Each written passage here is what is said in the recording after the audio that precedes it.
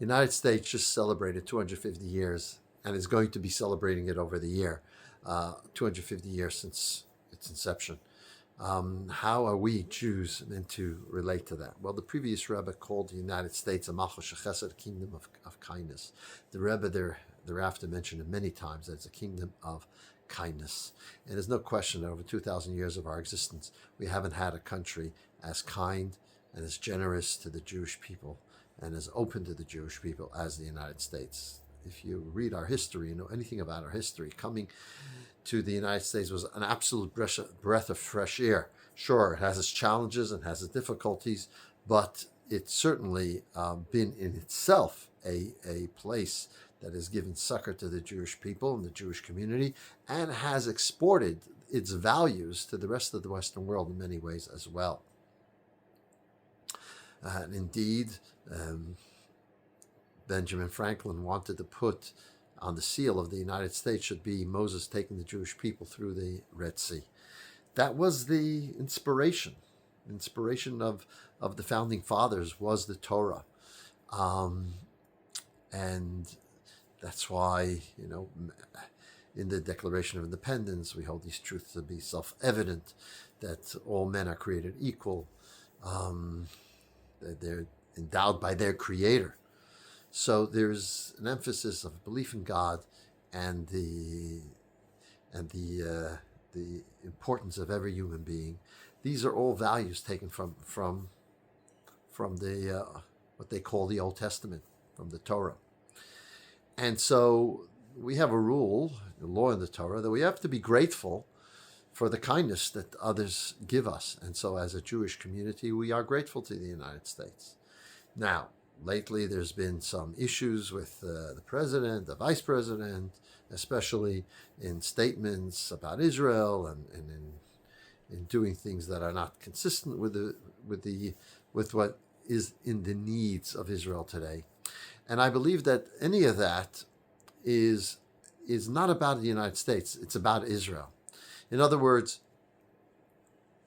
we as a Jewish people, and especially the government running Israel, must always stand tall and stand proud and stand strong.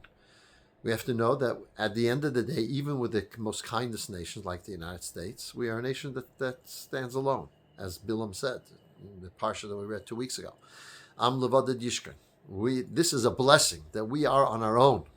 We have to always know that. And so when America tries to put pressure on us, it's not about, how you're bad because you're putting pressure. That's not how we have to see it.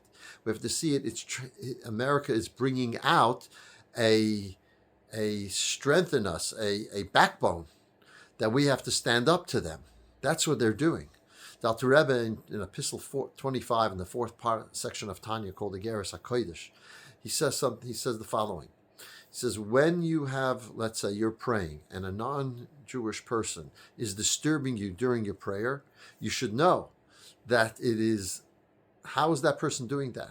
You have to see him as someone who is, at that time, there's a godly spark and energy enclosed in him, disturbing you in order to bring out the best in you, in order for you to concentrate in a greater way in your prayers. That's the purpose for it happening.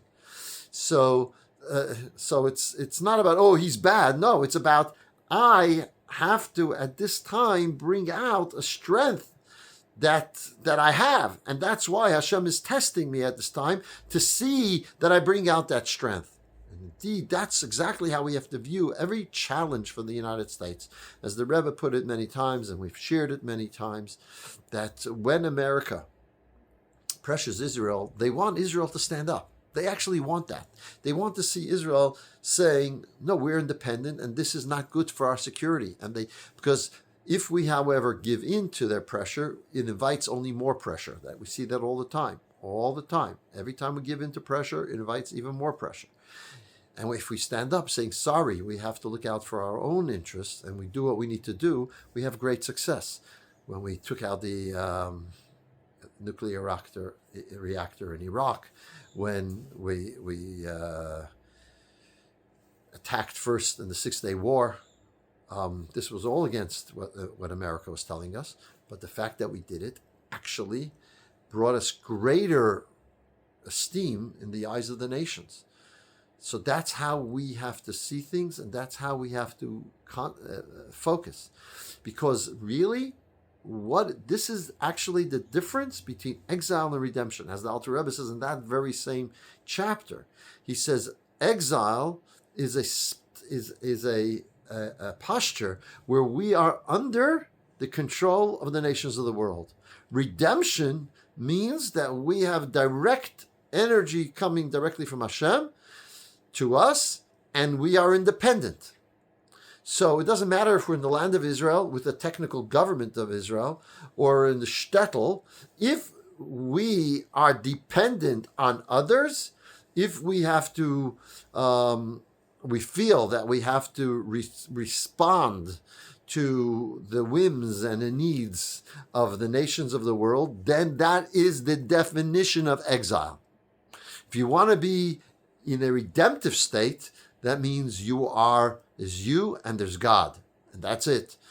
You make your decisions based on your self-interest, the interest of all the people in your country, to secure their needs and to secure them, not the pressure put on you by others. That in its very self, in there lies the entire distinction between redemption and exile. And therefore, maybe that's why the Rambam says that at the beginning of the time of redemption, the main difference will be if we are under the control of other nations or we are free to ourselves. That is the dividing line between Galus and Geula. And that's how we have to be within ourselves as well. We have to know the only one we have to respond to is Hashem, and we have to do what we need to do. We have to have the backbone and the strength to do so. Shabbos.